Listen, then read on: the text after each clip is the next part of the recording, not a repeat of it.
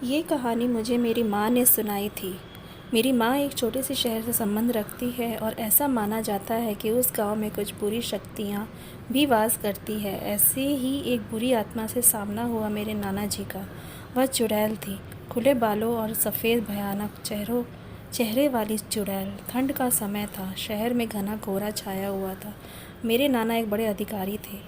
रोज़ की तरह उस दिन जब मेरे नाना अपना काम ख़त्म कर दफ्तर से घर की ओर जाने लगे तो रास्ते में पड़ने वाले बाजार से वह कुछ सामान लेने के लिए रुके।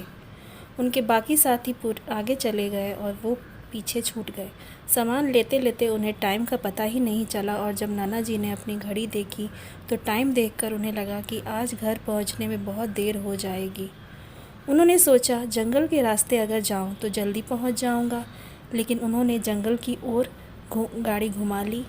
काफ़ी अंधेरा हो गया था। नाना जी तेज़ गति के साथ गाड़ी चला रहे थे, लेकिन उनकी गाड़ी के आगे एक औरत आ गई।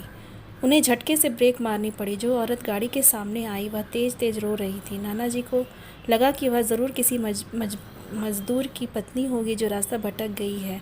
रास्ता सुनसान था, इसलिए उन्होंने सोचा कि इस महिला की मदद की जाए। उन्होंने उस औरत से पूछा कि वह वहाँ अकेले क्या कर रही है।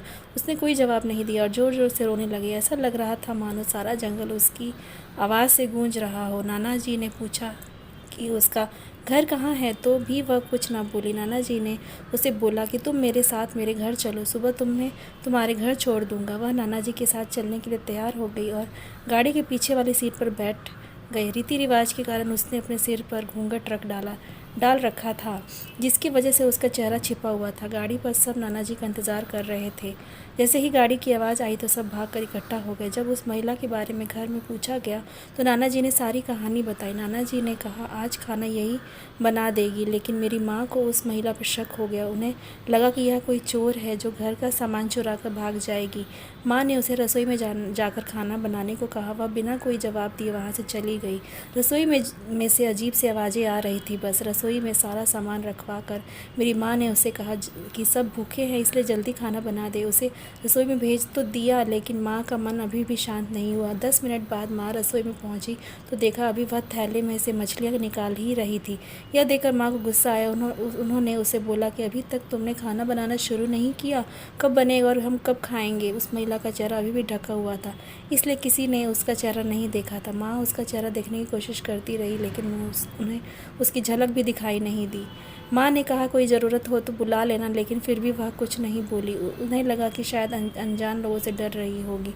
माँ रसोई से चली गई, लेकिन जब 10 मिनट बाद वह फिर वापस आई तो रसोई का दृश्य देखकर माँ डर गई। उनके पैर जैसे वहीं जम गए। उनके गले की आवाज़ नहीं निकल रही थी। उन्होंने देखा कि वह औरत रसोई के स्लैब पर बैठकर कच्ची मछलियाँ खा रही है। सारी रसोई में हड्डियाँ और मांस के टुकड़े बिखरे पड़े हैं। उसके सिर का घूंघट भी उतरा हुआ था। उसका चेहरा बेहद खौफनाक था। बाल बहुत बड़े और नाखून एकदम काले। वह मछलियाँ खाने में मगन थी, इसलिए उसका ध्यान माँ पर नहीं गया।